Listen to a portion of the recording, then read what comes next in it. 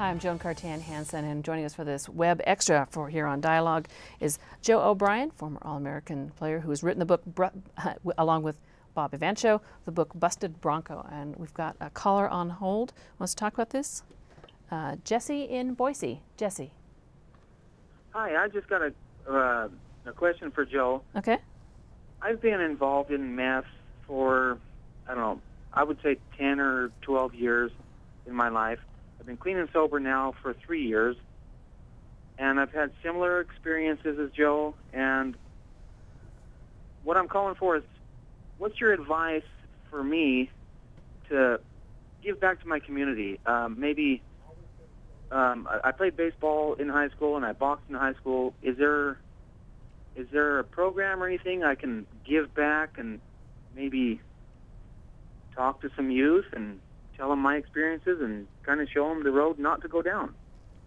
Okay, thank you for your call. I'm going to put you on hold so you can hear. Go ahead. I think the first thing you can give back to your community is to continue your sobriety.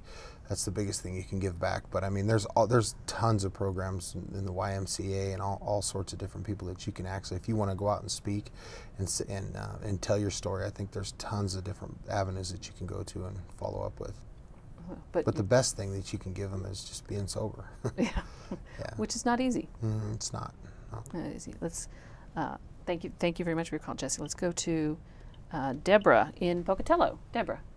Yes.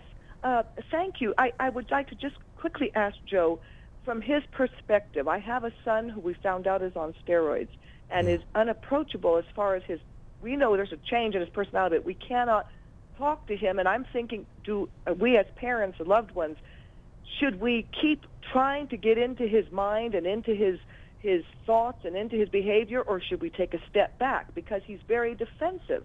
And what would Joe suggest? How could we reach out to him without going too far? We don't know at what point to respect his telling us, leave me alone. How old is he? He is 31. No. Go ahead. Yeah. I think if you don't, I think you're doing the right thing by getting involved in his life and telling him that, and noticing that he has a problem and talking to him about it. Because if you don't start that process, there's a process when somebody has a problem that if you don't approach him on it or call him on it, then that process is never going to start for him to start thinking, well, wow, I'm affecting other people in this world, that it's not just me, because for 15 years I thought, it was just affecting me, and I really didn't want to get anybody else involved. But when you start the process of talking to him and you and whoever else, family members, I mean, that process has to start with him. Now, I can't guarantee you or tell you a time frame. It could take 2 years, 3 years.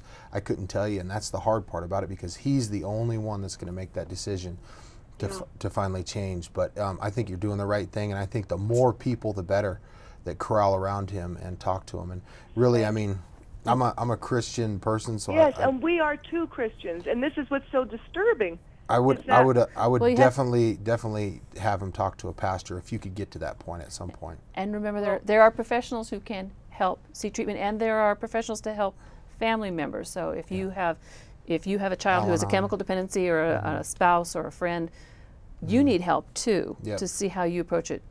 Don't just don't think. Because we have his wife just left him with the children, and it was like he wanted them to all leave him alone. And she's tried to reach out to him with things off the internet to say steroids, because it happens to be steroids. Steroids is ruining your whole behavior. You're not the person you used to be. You're angry. You're unapproachable. We've tried it as well, my husband and I, to get in, and of course we keep getting the same response from him. Leave me alone. Leave me alone. Of course, I'm praying like anything, so I know, thank God, I'm praying, but I'm just thinking, should we verbally leave him alone, or should we just keep nagging him? I don't know about nagging, but I would just continue to love him, basically, and show him your love, and at some point, unfortunately, he's the one that's going to have to make the decision. Nobody can make it for him. I think, and get professional. Yeah, get some no professional help. question. There's help for him, and there's help for you, and there's there's AA and NA groups that can help you as well as your son. I'm going to go ahead. Thank you for your phone call. Appreciate Joe, it. thank you also very much. Appreciate that. Thank you. So as we're wrapping up this Web Extra, I didn't have a chance to close the show the way I wanted to, so let me give it a chance to close. What message, you've had a chance to talk to a couple people who were seeking that kind of help. What does that mean to you as you're making these speeches and coming forth and coming on programs like this and talking about what is obviously a painful past? What does it mean to me to do this? It's very hard, number one, but I just think that if I have to attack this in helping others, like I attacked the game, like I attacked football, like I attacked that. I mean, it really is. I mean, we joked earlier, this is about saving somebody's life, possibly. And I'm not the person that's going to actually save somebody, but I think the book goes into, and I've had tons of comments about, hey, this made me think about something. This made me, I have similar problems like that. This made me, just the kid that I talked to you about, I mean, it's hard, because it's hard to talk. I have a teenager, although he's a great kid. It's hard sometimes to talk to a teenager. It is. It's very hard, and and when you're speaking to a large group, you don't know who's listening, who's not listening. But it seems like always a person that doesn't ask the question comes up to me after. It's like the kid that I coach that I said that's in a program right now. I mean, he's in Butte, Montana, in a program. I mean, that's his life's changing right now, and I mean, and it's a great thing. He's 27 years old, and he says, "Oh, I'm 27 years old," but 27 is still young. I was so excited to be able to even just have a small hand in guiding him in the right direction, So, for that's the reason for it. And Bob, what did you want to be the result of this book? You put a lot of your life into this book too. Yeah, I did. I was just glad that I was able to help Joe deliver his message.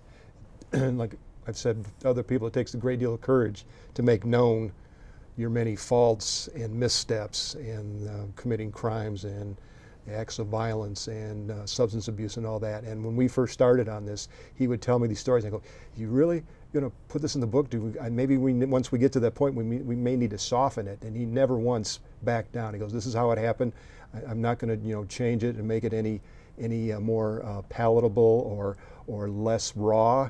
And just the fact that he asked me to help him deliver that message, I'll always be grateful. It was a